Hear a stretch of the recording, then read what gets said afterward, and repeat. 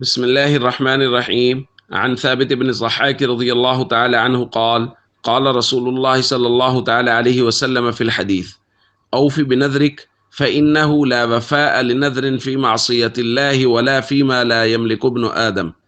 رواہ ابو داود۔ نبی کریم صلی اللہ علیہ وسلم نے ارشاد فرمایا، اپنی نظر کو پورا کرو، کیونکہ اللہ کی نافرمانی میں مانی ہوئی نظر کا پورا کرنا بھی لازم نہیں، اور جس چیز کا انسان مالک نہیں ہے اس کی نظر مان کے اس کو پورا کرنا بھی لازم نہیں۔ دوستو، یہ الفاظ ایک لمبی حدیث کا حصہ ہیں۔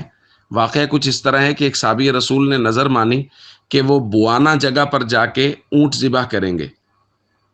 حضور کی خدمت میں حاضر ہوئے، عرض کیا، یا رسول اللہ صلی اللہ علیہ وسلم، میں نے یہ منت مانی ہے کہ میں فلاں جگہ پہ جا کے اونٹ ذبح کروں گا۔ حضور علیہ الصلوۃ والسلام نے سوال کیا، هل كان فيها وثن من اوثان الجاہلیت يعبد؟ کیا وہاں زمانہ جاہلیت کے بتوں میں سے کوئی بت ہے جس کی عبادت کی جاتی تھی؟ عرض کیا، یا رسول اللہ، نہیں۔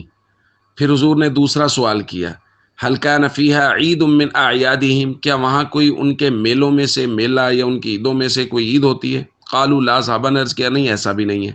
تو حضور نے فرمایا، ہاں ٹھیک ہے، پھر اپنی نظر کو پورا کر لو۔ دوستو، ایک بات یاد رکھیے کہ شریعت کا مزاج شرک کے معاملے میں بہت سخت ہے۔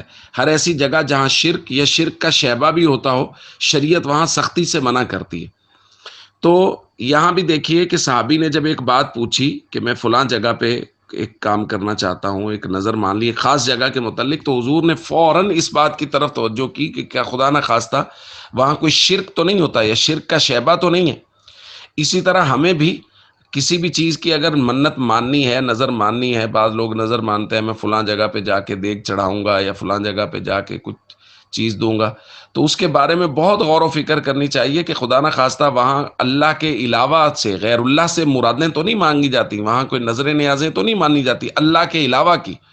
اگر ایسا ہے تو پھر قطعاً ایسی جگہ کے بارے میں نہ مانیں، بلکہ بس اگر کسی جگہ پہ اللہ کی رضا کے لیے کچھ تقسیم کرنا ہے تو بس اس کو تقسیم کر دیا جائے، چونکہ نظر ماننا جو ہے وہ صرف اللہ کے لیے ہو سکتا ہے، اللہ کے علاوہ نہیں ہو سکتا۔